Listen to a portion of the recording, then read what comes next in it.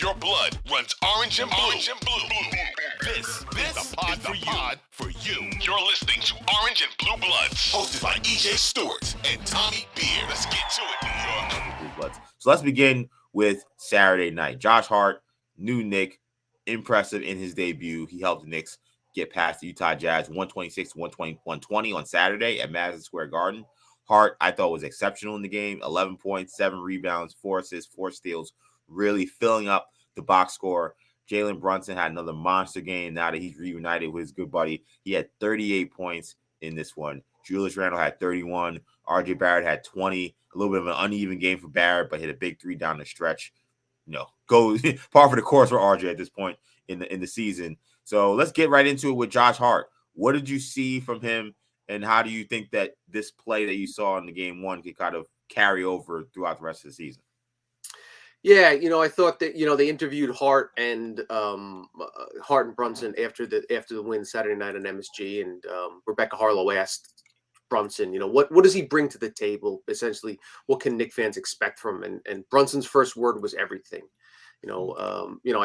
Whatever we need, he's been the player. He's been that player since day one. That's just who he is. And I think that kind of sums up, Josh Hart in a sentence, in a word.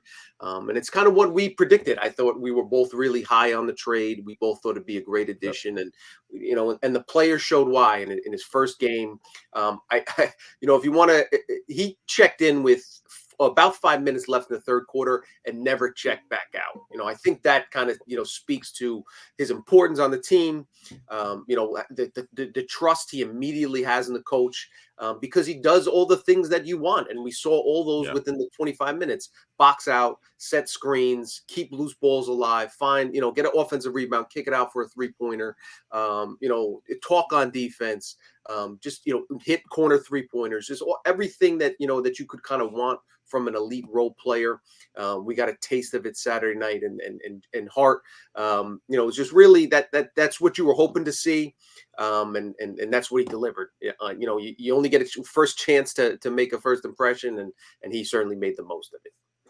Yeah, it's like I've been saying pretty much since we kind of broke the topic of Josh Hart potentially becoming a Knick, he's the guy that the Knicks, to me, were missing.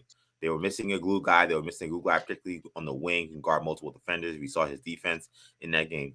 We saw his ability to get loose balls. Like, how many games this season from the Knicks did you see long rebounds go to the other team and them hit a big 3 or extend an offensive possession that will crush the Knicks? How many times in that game on Saturday you see Josh Hart running down loose balls, running down long rebounds for either defensive rebounds or offensive rebounds? The guy just he plays with an edge, even though he's kind of like a gentleman, off the court. He's awesome. I thought in this game, like I said, the rebounding and the shot making, he had a big 3 down the stretch, was great. And the shot making, we'll see how much that carries over in terms of the 3 ball. I think he was 2 for 3 in that game. But I almost think the thing that most impressed me was the assists. I mean, some of these passes, and it was just making the simple pass.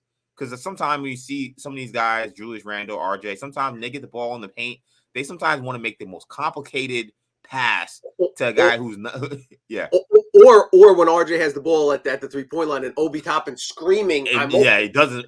Yeah, they don't pass at all. Right. Yeah, there's times where they get tunnel vision or they don't make a play. And to see Josh Hart multiple times on that stretch just get into the paint and just deliver the ball on time, on target to RJ in the corner. He had some other guys. I think he had Brunson at one point. Like, that's just simple basketball. But, I mean, that's winning basketball. And the fact that he came in on night one, had such an impact, I think he had to be really excited with what you saw from him. Yeah, I think the best thing you can say about Hart is he would fit in with the 90s Knicks, with Mason and Ewing and Starks and Oakley. Like, he's a guy you could definitely see fitting in and earning the respect of those guys because he plays hard, he plays gritty, he's not afraid to do the dirty work, and that's the type of player. And he even talked about it. He basically said, like, I know New York respects a blue collar, work ethic, somebody that's willing to do the dirty work, the stuff that doesn't necessarily show up in the box score. That's what I'm going to do. And that's why I think it's a great fit, kind of alluding that he envisions himself here long term. And I think the Knicks do as well. So just a wonderful introduction to a player. And we'll see if it carries over Monday night. And again, he's not going to have great games. There's going to be games where he doesn't have standout performances, because that's kind of the nature of the beast when you're kind of a 3-and-D wing, and you especially it looks like he'll be coming off the bench. But I was kind of charting just that first game, like those little small things that he did. The loose balls, kept the ball alive, boxed out so a teammate could get a rebound. You figure in his first game, there's 3 or 4 of those, but you quickly realize it's darn near every possession. He does something that helped a team win, and like you said, he's a winner. That's probably the best way to classify it. And I think one of the things that you can't lose sight of as well with a player like Hart is that kind of energy and that kind of play is infectious. Yeah. So like Knicks not having a guy like that really, it hurts them because they don't see the guy going after the loose ball. And they, I'm not saying they don't have guys that hustle, because Harden's not hustles, Grimes hustles, but not having a guy who's experienced, a guy who has played in this league for a little while and who is a pure just intangibles guy, like that should affect the other guys. You should see Randall play with a certain level of edge. You should see RJ play edge. I think that you'll see a great impact because of what Josh Hart brings to the table. You see a guy playing that hard, you can't help but join in on the effort. So I think that he had a really great debut, and we saw in this game Josh Hart come off the bench in this one, and the way Tibbs kind of handled the rotations down the stretch was interesting. It seemed like kind of Grimes quickly and RJ kind of were essentially rotating time during that stretch as Hart played the entire way.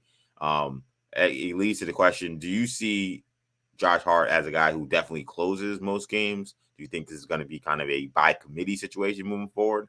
And does he have a case to start, given how he played? And we're starting to see Quentin Grimes struggle with his jump shot a little bit.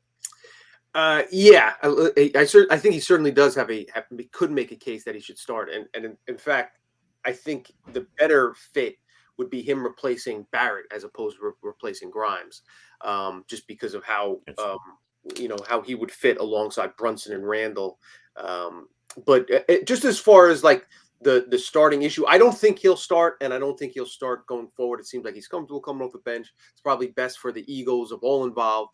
If he stays that way for a little while, if somebody gets injured, then he gets inserted into the starting lineup. I could see it as a situation where he never comes back out of the starting lineup. For the time being, I think it makes sense to leave him as the kind of the sixth man.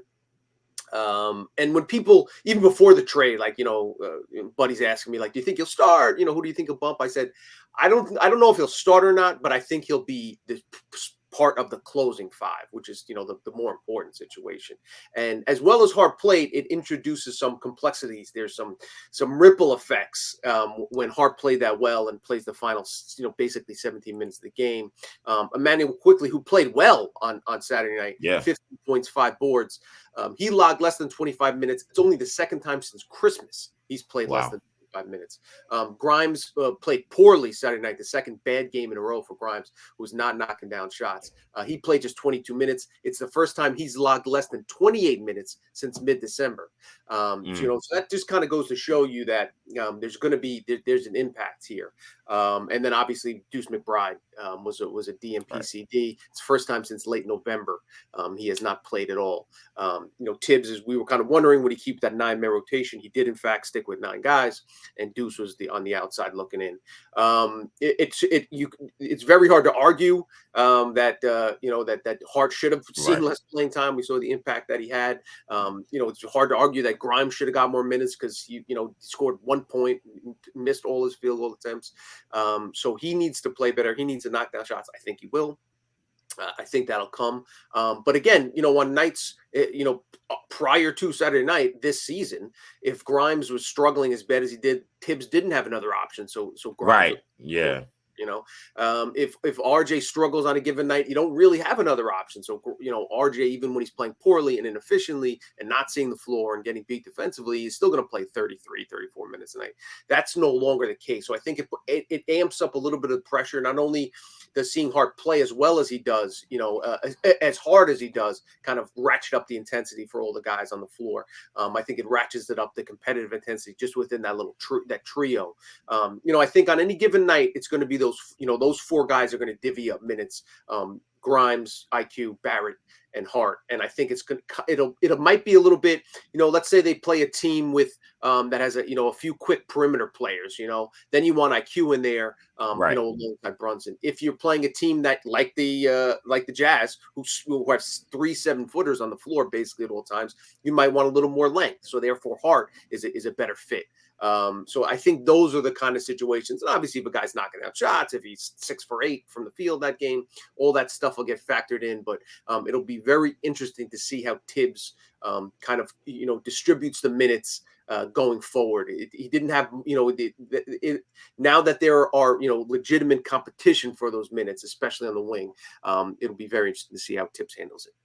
Yeah, and even though Tibbs stick to the 9-man rotation, outside of Brunson and Randall logging their normal 39 minutes in this game, Right. Everybody else had really reasonable totals when it came to their minutes. RJ had 34, Grimes, you mentioned 22, Quickly 23, Hart 26. Like the fact that Hart is a more viable guy to play for 26 minutes as opposed to playing McBride those kind of minutes, it could end up helping really all those guys who play in the backcourt and on the wing, because they can all rotate minutes and keep them more fresh. And I think that it will be a great benefit to someone like Quentin Grimes. So I think maybe seeing a little bit of the sophomore wall, maybe not a rookie wall per se, but it might be a little bit of a sophomore wall, because you can see the shot isn't really connecting right now, and he may need some time not playing 30 minutes every single night, considering this was a guy who didn't play much last season. Totally, and I think that's a really good point, because people forget he only played in 46. Only started 6 games. Exactly.